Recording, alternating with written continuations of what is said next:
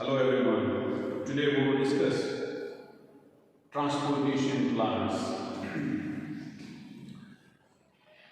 Plants have tissues for the transportation of water, or we can say the conduction of water, and for the transportation of food that gets incised in the leaves. So there are main tissues that are responsible for the conduction of water, and those tissues are called vascular bundles. Now, what's the actual pathway for the conduction of water? Dear students, firstly, the water that is absorbed along with the mineral salts that we call the sap. If we will do a section of a dicot root, then you will find the different structures in that transverse section of the root. So initially, water is absorbed by the root hairs. We call the epidermal structures, and then water flows or is carried to the cortex. These are the cells, they have less intercellular spaces, and this structure you can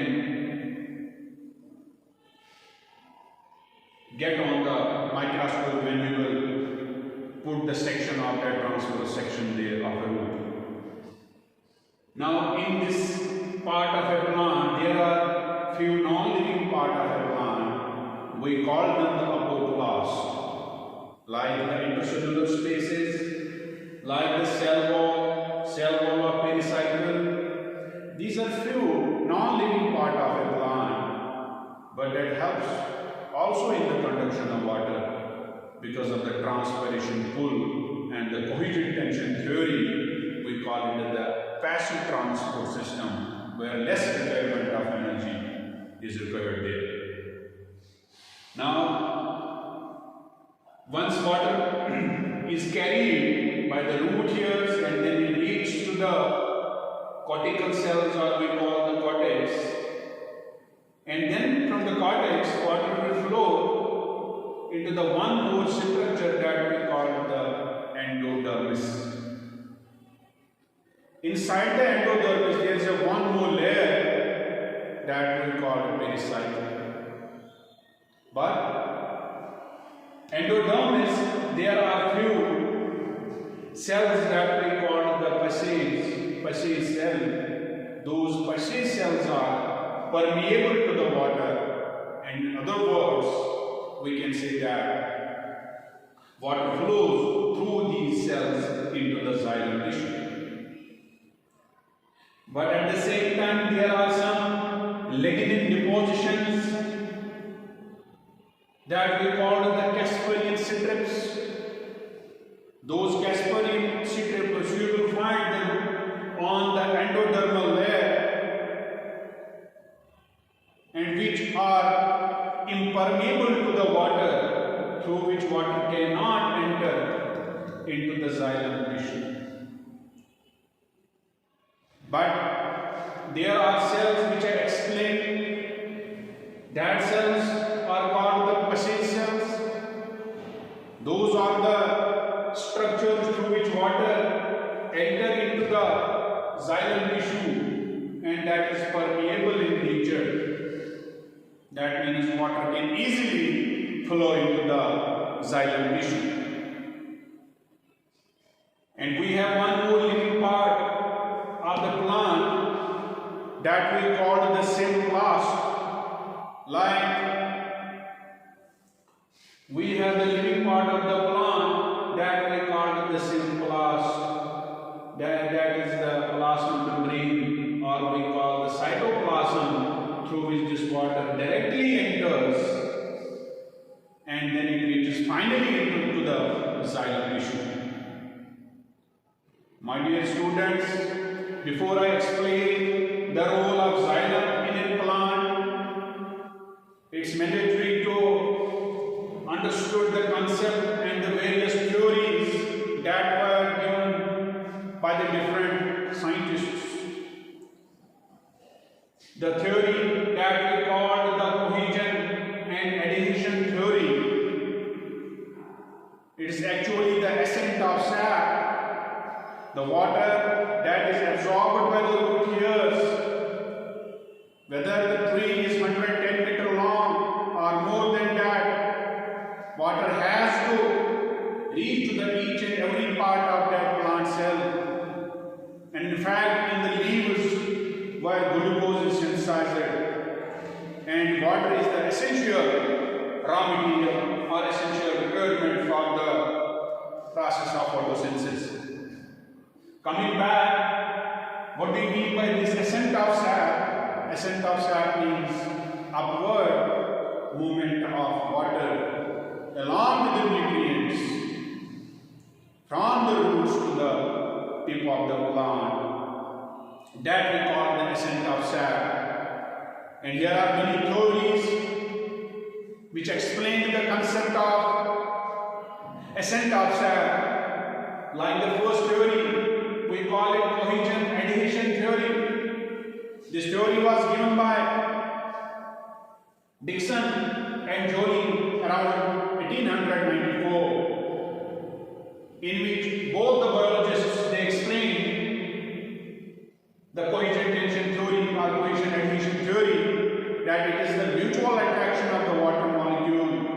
You know, in a water molecule, we have two atoms of hydrogen and one atom of oxygen. They have mutual attraction.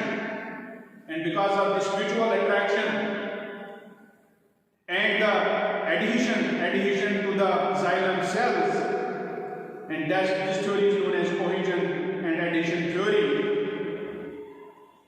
One is the mutual attraction of the water molecules together that are unbreakable, they are unbroken, and because of this unbroken, we can say the role of the water molecules. These water molecules move upper and upper, and then finally they reach to the leaf. And second theory that we call the transpiration pull. Dear students, you know the transpiration is simply the loss of water in the form of water vapors.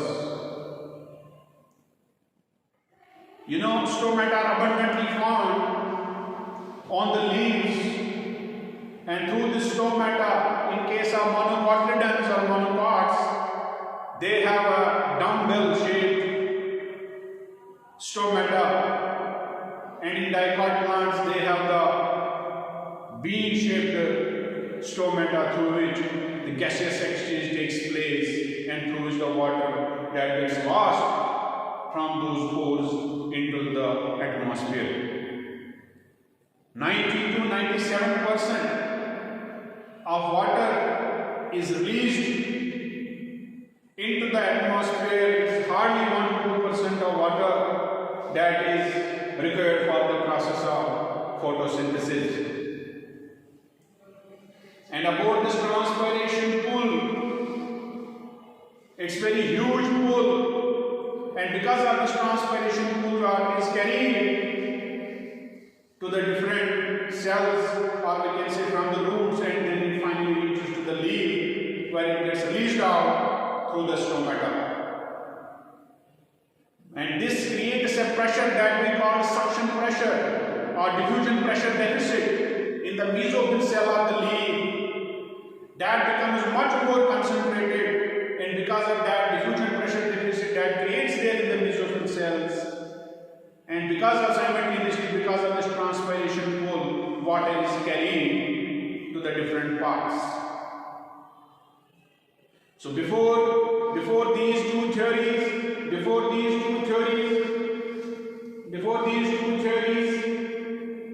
there were many theories. There were given prior to these theories were the pulsation theory that was given by J.C. Bose, to whom we call him the father of physiology. Physiology is the branch of botany that deals with the study of the physiological process that are going on inside the cell. And in his this pulsation theory, he pierced a tissue with the help of the needle, and then he finds a statement that it is because of the contraction and relaxation of these xylem cells, and it is possible that water is carried to the different tissues. But that theory was discarded, and then these two theories, they were universally accepted, and hence they proved the ascent of Sar, that it is possible because of the mutual attraction of the water molecule and the adhesion of the water molecule to the xylem cells, and finally that is carried to the different parts. Dear students, here comes the role of xylem now. Xylem is a tissue and it is made up of 4 important cells: tracheids, vessels, xylem parenchyma, and xylem fibers. Xylos, it means wood. And here in the xylem, there are 2 important D cells we commonly called within the tertiary elements. Tracheids and vessels are called the tertiary elements because there is a major and important role of the conduction of the water. Hence we call them the tertiary elements. But both the cells are dead. Out of the 4 cells that are present in the xylem, that constitute xylem, only the xylem parenchyma is a living cell which helps in the lateral conduction of the water. And the xylem fibers, they give the rigidity, or we can say they give the mechanical strength to the tissue.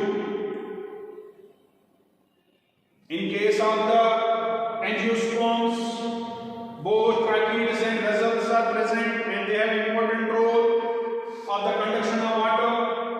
Tracheids are cylindrical cells, both tracheids and vessels are cylindrical cells. The diameter of vessels is more as compared to the trachea. They are one upon another, they form a stack-like structure.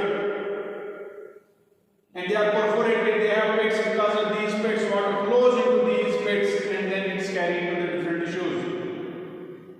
My dear students, xylem, these vessels, they are absent in the gymnosperms, and the role of the conduction of water is taken place by the tracheid in case of the gymnosperms.